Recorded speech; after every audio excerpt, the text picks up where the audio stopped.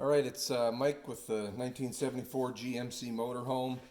Today I'm going to start at least prototyping a body brace.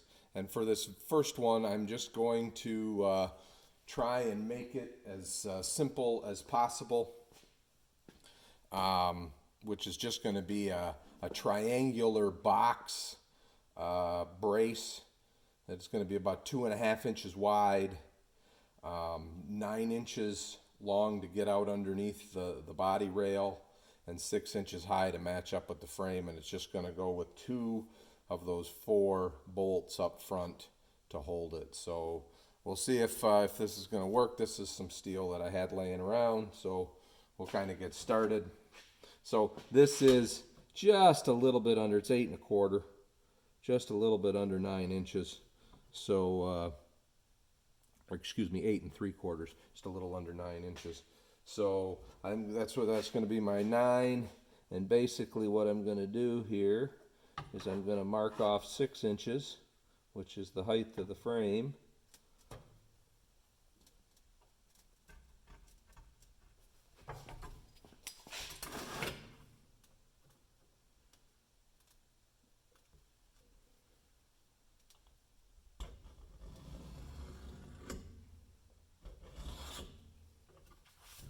And so basically this is gonna make the 2 sides of the brace. And so basically I'm gonna cut the plate off there, and then I'm gonna cut the diagonal. So that'll make the 2 sides of the brace. This is 3/16 material, should make a pretty structural piece. So there you can kind of see that, and hopefully that's coming out on the video, or the video okay. Next I'm going to make the top piece, or mark out the top piece, and I'm going to lose a little material with the plasma cutter, but for all practical purposes I'm going to go 2.5 inches for the width.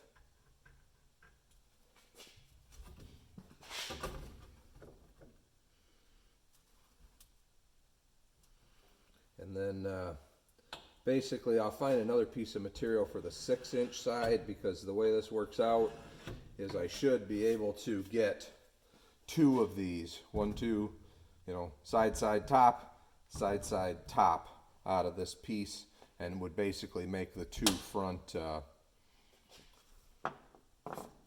braces. So we'll do that. I'm going to pause the video and get set up with the plasma cutter, so I'll see you in a minute. So I guess before we get started working, this is my welding bench cutting table. I use this piece of angle iron here and these bolts to clamp the metal, and you'll see that with the metal sticking out. And then this is a drag tip on the plasma cutter, and I'm basically just going to drag this along that to make the cuts. And hopefully it works well. It usually does. So here's the kind of my welding cart. So there's the plasma cutter on the outside. It's a pretty heavy duty unit. There's my MIG welder in the center. Torch tanks on the side, and there's the acetylene. There is also a spool gun that I can set up that I use if I'm going to weld aluminum, and we'll probably be seeing that when I attempt to put a brace in where the generator was. So that coming up. So basically the plasma cutter runs on electricity and air lines connected to the air filter dryer there. So I'm going to set this up and point it at the table, and we'll see if we can't get it where you can see what I'm doing, and hopefully it records okay.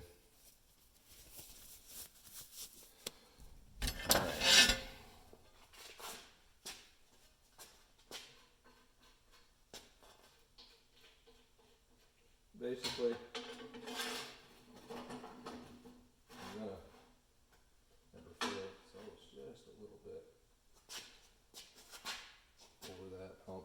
So if you can kind of see the end of this, basically half this distance is where it's going to cut. So I just kind of set it up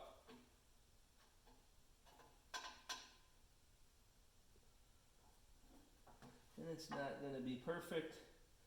I think for what we're doing here, it'll be close enough. So once it's where I want it, tighten these up.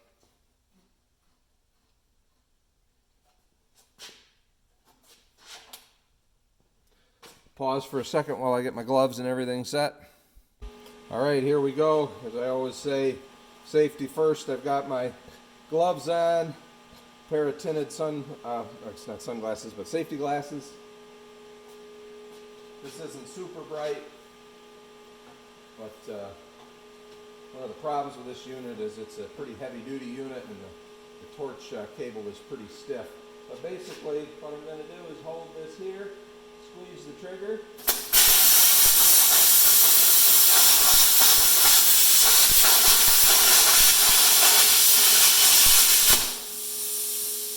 Drag the tip.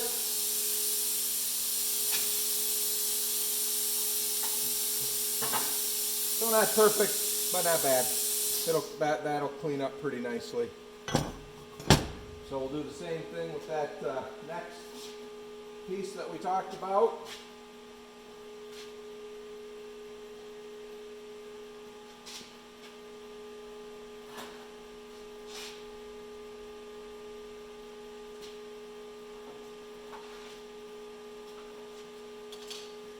Those safety glasses aren't cheaters, so in order to see what we're doing here, I got to put my other ones on.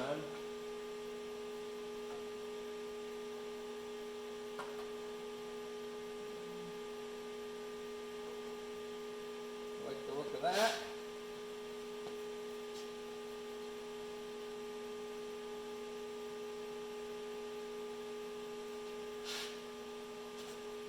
Switch back.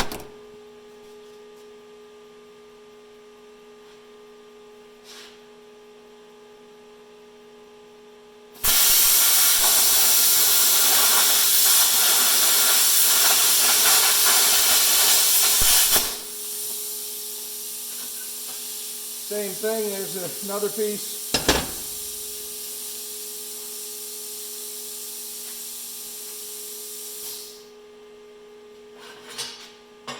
Plasma cutter makes very short work of cutting pretty heavy steel.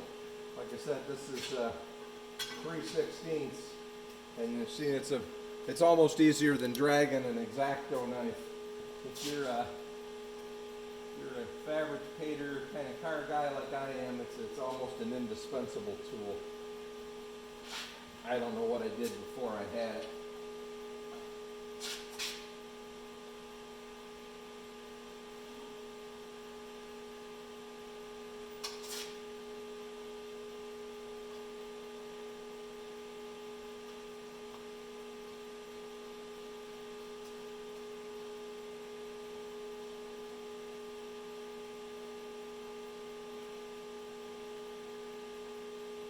Check it one more time. I felt like it moved while I was tightening it.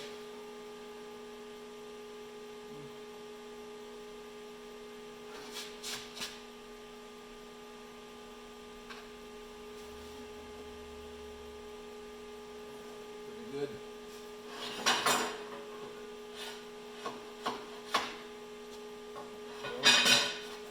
All right, back to the other glasses.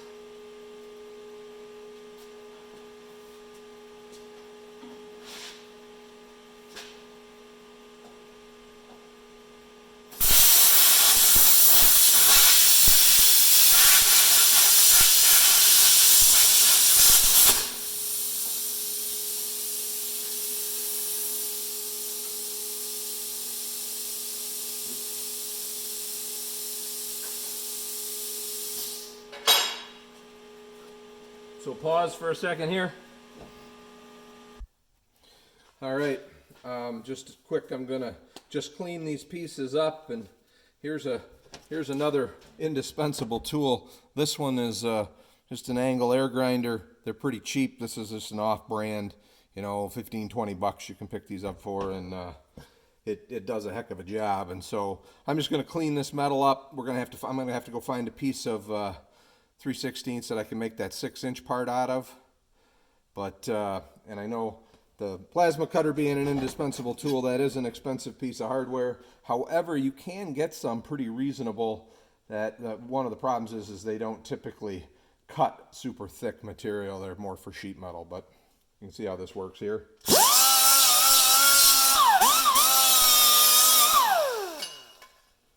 Just taking the burr off.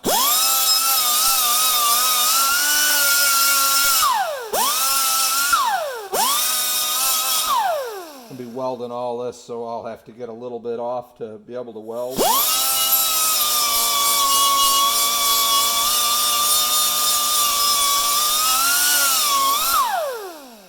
Actually, what I may do with this before I weld it is take it over and sandblast it, get the paint off of it. This was a piece off of an old furnace or something that I had laying around.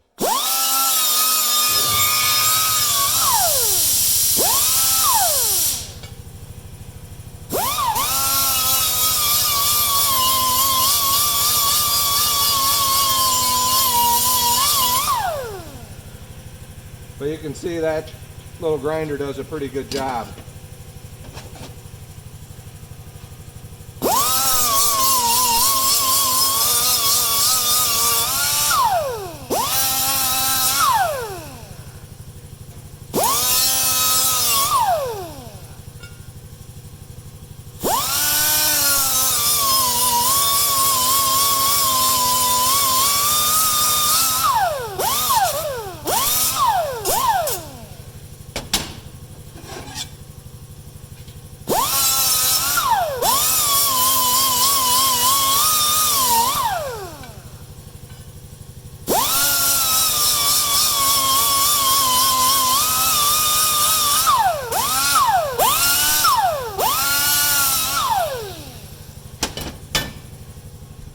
All right, I'm gonna go see if I can find a piece for that 6-inch, and I'll be right back.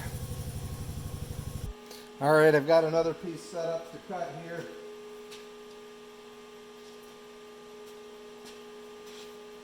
Gotta make one more mark after this.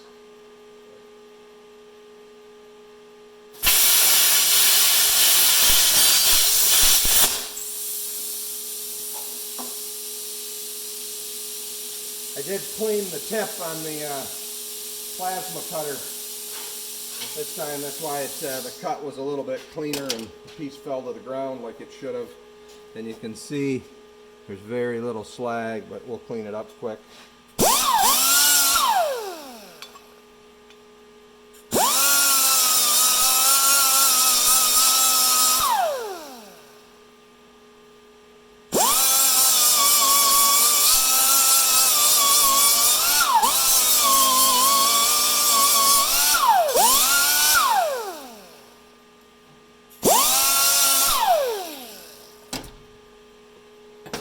Alright, we're going to make the mark on that for 2.5 inches and then cut it off. I'll see you when we come back. Alright, so I'm going to do one more cut with the plasma cutter for you guys to see, and because it is probably one of the coolest tools in the shop. Amazing technology.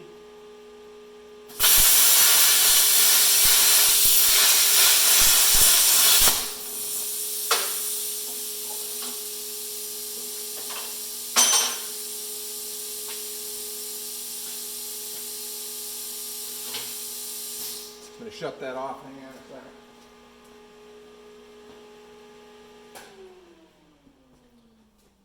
So if this works, I'll make up a drawing and post it or send it out or something so that you guys can make your own, or maybe a drawing good enough that you could take it to a local fab shop and they could fab it up. And what I'll try and do is make it so that, you know, it's out of common stock.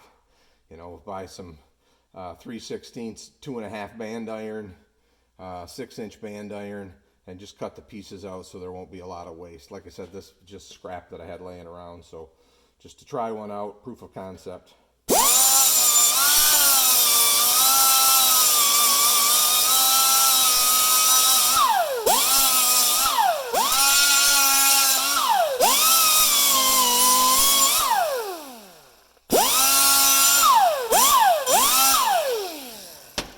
All right, I'm gonna go set up the sandblaster, and I'll see you over there.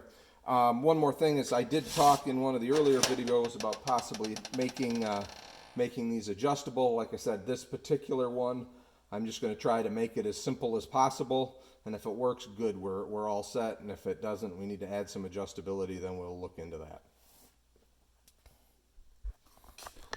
All right, here we go. Take you over and kind of show you my sandblaster. And everything's just kind of a disaster in here right now. There's the air compressor right there, but everything's kind of packed in with all the extra stuff from this motorhome laying around. So what you have here is it's like a Harbor Freight pressure pot sandblaster. And basically what happens is you fill that pot with sand, pressurize over the top of the sand with air, as well as transfer air and a venturi in the bottom. As the air moves past, it picks up the sand, it accelerates it in the hose into the cabinet, and it comes out this wand right here. And you just point it at the metal, and hopefully you'll be able to see that. This cabinet is one that it's home built, basically made out of angle iron and some sheet metal. When I first started out, I had cut off a pair of jean pant legs and wore a pair of leather gloves, and they were kind of attached out here. I did subsequently buy a pair of actual sandblast cabinet gloves to put in it. My dust collection system is basically the blower off of a clothes dryer that's ducted out the wall, so most of the dust and a lot of the sand does end up out back there. And I'm running about 100 psi of air pressure. Got a couple of bright lights in there because it's hard to see, but you can see the pieces are down in there. And this is just a little latch up here to hold it open. Seal it down. A little thumb screw right here. Gotta put a little weight into it to get it started. There we go. And it does leak a little. It's not perfect, but it does a pretty good job. So let's see here if I'm gonna show you what happens, and then I'm gonna put you guys down, if you will, and probably just go to it. But let me just kind of get balanced here. I'm gonna turn the air onto the unit. Oops, phone almost fell. And the hose is full, so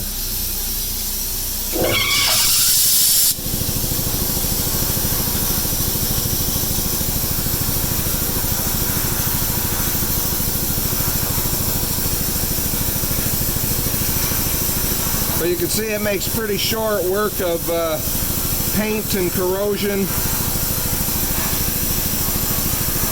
Just kind of comes right off.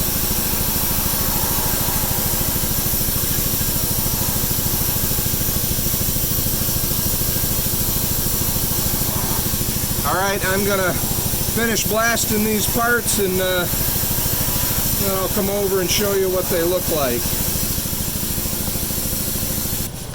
Okay, I'm done. I'm just waiting for the sandblaster to purge. I didn't use a whole tank, so I've shut the air off to it, and it's going to empty the pressure that's in the tank out, so it'll spit for a while. And you can see that the media just comes out the bottom into a bucket, and I have a funnel with a screen in it that I screen out anything heavy, and it goes right back in there.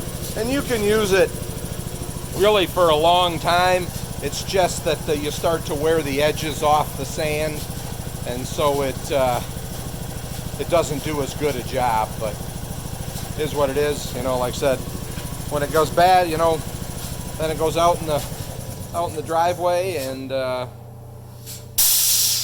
I get another bag. Sometimes I use sand. This is actually like a black beauty or a slag, and it really does cut pretty quickly. So just gotta wait for that to purge out. When it's done, I'll show you the parts. All right, here's the pieces out of the sandblaster. And look at that. That's clean as a whistle. Not a spot of paint on anything. You know, there was those stickers or labels on there. It just blew it off. It probably took me about 10 minutes maybe to get them all done. So this is the piece that needs to have a couple of holes in it. So I'm going to go measure on the frame, and we'll set this up for some holes, and then we'll drill some holes. All right, my measuring is done. So the bolts that are going to go through it are 1/2 inch, so that's how big the holes will be.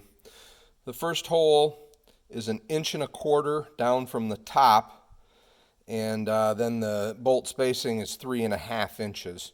Now, I kind of got this set up. This is kind of what it's going to look like, and because the top plate is going over this, I'm going to have that 3/16 included in that 1.25 inches.